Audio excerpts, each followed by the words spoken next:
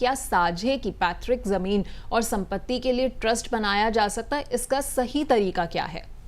Okay, देखिए, एक तो होती है जॉइंट प्रॉपर्टी और एक होती है एंसेस्ट्रल प्रॉपर्टी, दोनों अलग अलग है, राइट। तो अब मैं मान रहा हूँ, ये मुझसे पूछ रहे हैं कि मेरी एक एंसेस्ट्रल प्रॉपर्टी है जो जॉइंटली ओन्ड है, क्या मैं उसकी प्राइवेट फैमिली ट्रस्ट बना सकता हूँ?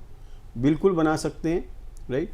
पर हर व्यक्ति जिसका उसमें हिस्सा है उसको ये प्रॉपर्टी ट्रांसफर करनी पड़ेगी ट्रस्ट में, राइट। तो और इसमें हिस्सा मतलब उस बच्चे का भी है जो माइनर है आज की डेट में, क्योंकि एंसेस्ट्रल प्रॉपर्टी में चाइल्ड इन वूम भी लीगल हेयर बन जाता है।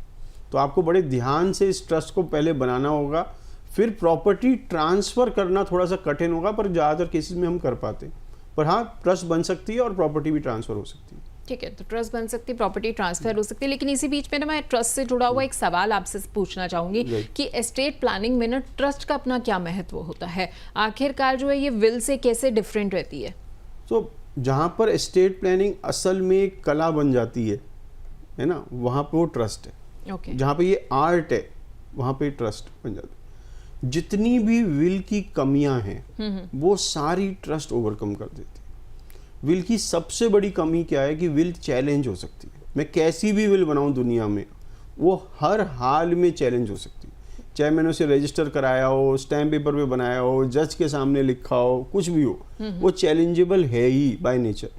ट्रस्ट जो है वो कभी भी चैलेंज नहीं हो सकती। ओके। क्योंकि क्यों नहीं हो सकती, उसका बड़ा सिंपल कारण है। अगर मैं पूछूं आपके विल का बेस्ट इम्प्लीमेंटर या एग्जीक्यूटर कौन है, आप खुद। ट्रस्ट में आप इस विल को इम्प्लीमेंट खुद ही कर देते हो जीते जी। तो आपके मृत्यु के बाद प्रॉपर्टी ट्रांसफर नहीं होती, ट्रांसफर पहले ही हो चुकी है। ओके। और जब आपके जीते जी ट्रांसफर होगी तो इसको कोई आदमी चैलेंज नहीं कर सकता। तो मतलब पहला रीजन मैं मान लूं कि ट्रस्ट अगर हमने बना दिया है तो उसके जरिए जो हम प्रॉपर्टी से रिलेटेड जितना भी कानूनी विवाद होता है उससे बच सकते हैं। 100% बच जाते हैं। दूसरा, बहुत सारे लोग कहते हैं मेरे बाद संपत्ति मेरी पत्नी को देना, उसके बाद मेरे बच्चों को देना। अगर आपने ये विल में लिखा है तो प्रॉब्लम क्या है, जब वो आपकी पत्नी के पास गई तो उसके बाद आपकी विल इस पे ऑपरेट नहीं करेगी, अब पत्नी की विल ऑपरेट करेगी। अगर आपको इंश्योर करना है पहले पत्नी पे जाए फिर बच्चों पे जाए तो ट्रस्ट ही तरीका है। क्योंकि ट्रस्ट में आप अपनी ग्रेव से, अपनी मृत्यु के बाद अपनी संपत्ति कंट्रोल कर सकते हैं, विल में नहीं कर सकते। विल में एक बार ट्रांसफर हो गया उसके बाद आपका कंट्रोल खत्म हो गया। ये दूसरी प्रॉब्लम है जो ट्रस्ट ओवरकम करती है। तीसरी प्रॉब्लम क्या है, हर एक प्रॉपर्टी के दो पार्ट होते हैं। एक होता है टाइटल ऑफ द प्रॉपर्टी, दूसरा होता है control of the property. Title मतलब किसके नाम है, कंट्रोल मतलब किसके कहने पे चल रही है। अगर मैं आपसे कहूँ आपको इन दोनों में से केवल एक मिलेगा, या तो टाइटल ले लो कंट्रोल छोड़ दो, या कंट्रोल ले लो टाइटल छोड़ दो, आप क्या चूज करेंगे दोनों में से? क्या एंजॉय कर दो? Control. Trust allow you to control property without having title. Title किसका है? ट्रस्ट का। कंट्रोल किसका है? आपका एज ट्रस्टी। और जो टाइटल है ना, यही रिस्क है, क्योंकि कोई चीज आपके नाम है तो आपकी गलतियों से या आपकी देनदारी से उसको लिया जा सकता है। अगर ये आपके नाम ही नहीं है तो कैसे लेंगे? आप तो कहते हो कि मेरी है ही नहीं, ट्रस्ट की है। तो अगर आपके सेपरेटिंग स्पाउस का इशू है, कर्जदारों का इशू है, आप ऐसे काम करते हैं इसमें लीगल लायबिलिटीज रहती हैं, जैसे कि आप सर्जन हैं, आप ऐसे काम करते हैं जिसमें लीगल लायबिलिटीज बहुत हैं, तो ट्रस्ट इज वेरी गुड। क्योंकि ट्रस्ट में जो प्रॉपर्टी पड़ी होगी आपकी गलती की वजह से वो नहीं निकाली जा सकती, राइट। आखिरी जो सबसे 2-3 और कारण है, चलिए मैं वो बताता हूँ। एक और कारण है, अगर आप ये सुनिश्चित करना चाहते हैं कि मेरे बाद मेरे बच्चे मेरी संपत्ति को ऐसे इस्तेमाल करें और ऐसे इस्तेमाल ना करें जी।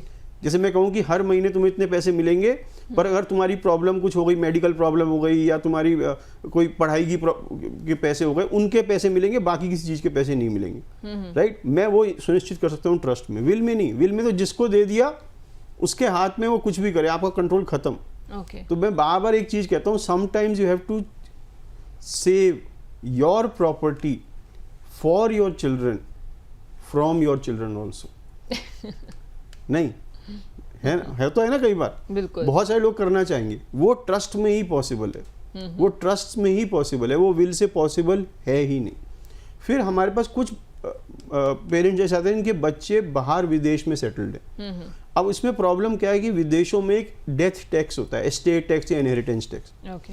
इस टैक्स की वजह से जब आपकी संपत्ति आपके बच्चे पे जाती है जो विदेशी सिटीजन है या विदेश में रह रहा है, उसकी वहाँ की गवर्नमेंट 40% उस पर प्रॉपर्टी को ले लेती है एज टैक्स।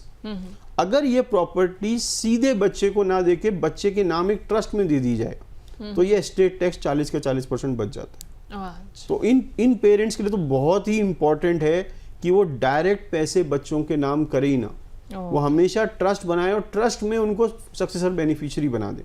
बहुत सारे रीजन है, ट्रस्ट बनाने के बहुत सारे रीजन है और बहुत सारे टाइप की ट्रस्ट हैं, कम से कम 50 के आसपास तो मैं जानता हूँ ट्रस्ट के टाइप्स, राइट। और ये हर एक टाइप अलग अलग पर्पस के लिए है। तो ट्रस्ट में हमें कई एपिसोड भी करेंगे तो वो कम रहेगा। मैं आगे यही कहने लगी थी, मुझे लगता है कि टैक्स ट्रस्ट के लिए जो है हमें पूरे अलग से कुछ एक सीरीज जो है प्लान करनी पड़ेगी। ठीक है, हम जरूर करेंगे।